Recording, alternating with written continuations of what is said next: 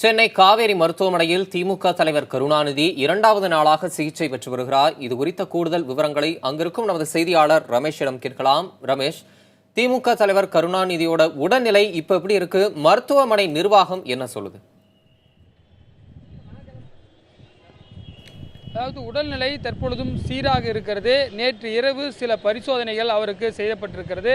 அந்த சோதனையுடைய முடிவுகளெல்லாம் கூட நன்ற முறையில் வந்திருப்பதாக மருத்துவர்கள் சார்பில் தெரிவிக்கப்படுகிறது. அவருக்கு எந்தவித பிரச்சனையும் இல்லை. குறிப்பாக சில அந்த ஊட்டச்சத்துக்களுக்கு கொடுப்பதற்காக ஏற்கனவே அவர் அலர்ஜி என்று சொல்லக்கூடிய மருந்து மாத்திரைகளை உட்கொண்டதில் ஒவ்வாமை ஏற்பட்டது. அதிலே கை கால்களிலே கொப்பளங்கள் ஏற்பட்டு அது குணமடைந்தது.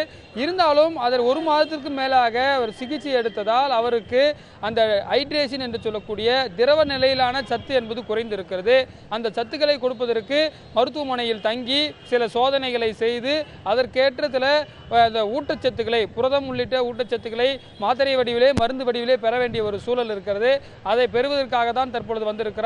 நீங்கள் பார்க்கக்கூடிய காட்சி திமுக தலைவருடைய கருணாநிதியுடைய கார் இருக்கக்கூடிய இடத்திலே தான் பார்க்கிறீர்கள். இங்கு வரக்கூடிய முக்கியஸ்தர்கள்லாம் இந்த வழியாக சென்றுதான் 4வது தளத்திலே இருக்கக்கூடிய திமுக தலைவர், தனி அறையில் இருக்கக்கூடிய திமுக தலைவரிடம் பார்த்துவிட்டோ அல்லது அவருடைய உடல்நிலை குறித்து திமுக தலைவர் அதாவது பொருளாளராக கூடிய ஸ்டாலினோ அல்லது திமுக எம்பி கனிமொழி அவர் உடனே இருக்கிறார். அவர் கூடவே இருந்து வருகிறார். அவரிடமும் கேட்டு வருகிறார்கள். அதாவது தற்பொழுது காலையிலிருந்து முக்கியஸ்தர்கள் வந்து வண்ணம் இருக்கிறார்கள். முன்னாள் அமைச்சர் எஸ் பழனிமாணிக்கம் வந்தார். தற்பொழுது முன்னாள் அமைச்சராக இருந்த மு.க. அழகிரி வந்திருக்கிறார். அது மட்டுமல்லாமல் முன்னாள் அமைச்சராக இருந்த பாலு உள்ளிட்ட மூத்த நிர்வாகிகள் எல்லாம் வந்த வண்ணம் இருக்கிறார்கள். அவரிடம் இருந்து தயாளு அம்மாள் அவருடைய துணைவியார் தொடர்ந்து அவரிடம் இருந்து உடல்நிலை குறித்து மருத்துவரிடம் கேட்டறிந்து வருகிறார். அதாவது மருத்துவர்கள் சார்பில் நாம் கேட்ட பொழுது ஓரிரு தினங்களில் அவர் வீடு திரும்புவார் என்று சொல்லப்படுகிறது.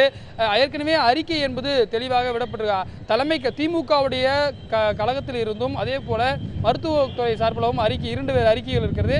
அதிலே திமுக சார்பில் விட்டப்பட்டிருக்க அறிக்கையிலே தொண்டர்கள் யாரும் வர வேண்டாம், ஏனென்றால் சிகிச்சையில் இருப்பதால், ஒவ்வாமையில் சிகிச்சை எடுப்பதால் யாரும் வர வேண்டாம் என்ற அறிவுறுத்தலின் அடிப்படையிலே தொண்டர்கள் யாரும் வரவில்லை. மருத்துவத்துறை சார்பிலும் அவருக்கு ஒரு மருத்துவ குழு சிகிச்சை அளித்து வருகிறது.